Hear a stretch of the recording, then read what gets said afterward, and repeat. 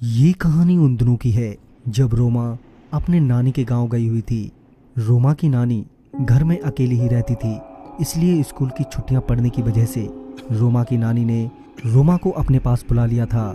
रोमा की नानी रोमा को बहुत प्यार करती थी, इसीलिए रोमा भी बिना किसी संकोच के वहां चली गई। रोमा अपने नानी के घर 5 से 7 दिन ही रही होगी कि उसके साथ एक ऐसी घटना घटी कि वो आज भी उस घटना को याद करके सहम जाती है। तो दोस्तों, उन दोनों रोमा के साथ ऐसा क्या हुआ था, यह जानने से पहले अगर आपने हमारा चैनल अभी तक सब्सक्राइब नहीं किया है तो कर लें और साथ ही बेल आइकन को भी ज़रूर दबाएं। तो चलिए बढ़ते हैं इस कहानी की ओर। रात का समय था। रोमा और उसकी नानी घर के आंगन में ही सो रहे थे कि देर रात रोमा का पेट खराब हो गया, जिसकी वजह से वो परेशान होने लगी। रोमा ने अपनी नानी को जगाया और कहा कि नानी, मेरा पेट खराब हो गया है, मुझे शौचालय जाना है। नानी ने कहा, चल मैं तेरे साथ चलती हूँ।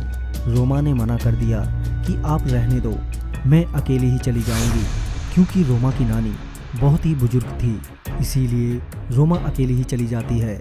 जिस खेत में रोमा शौच के लिए गई थी वो खेत घर के थोड़ी ही दूरी पर था और उस खेत के आगे 2 खेतों पर एक शमशान भूमि थी, जिसके बगल में एक छोटा सा तालाब भी था जिसमें लोग मृतक शरीर की राख बहा देते थे।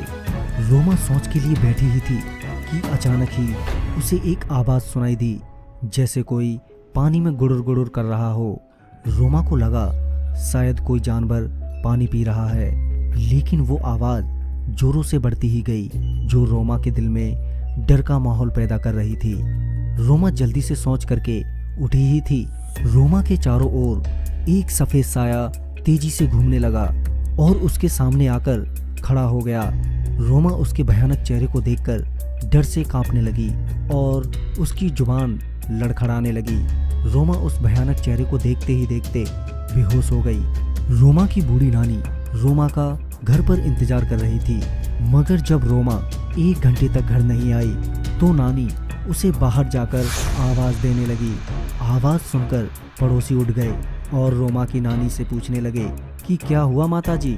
रोमा की नानी ने सारी बात बताई और सभी लोग रोमा को ढूंढने लगे।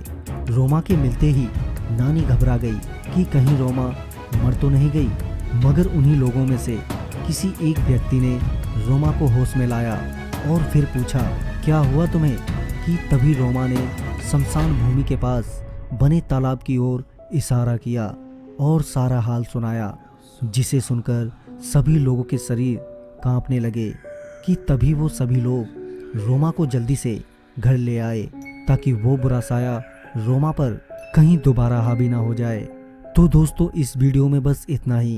अगर वीडियो आपको अच्छा लगे तो लाइक, शेयर, कमेंट और साथ ही चैनल को सब्सक्राइब करना ना भूलें। तो मैं आपका दोस्त राजकुमार जल्द ही मिलता हूँ एक नई वीडियो के साथ। तब तक के लिए बाय एंड टेक केयर।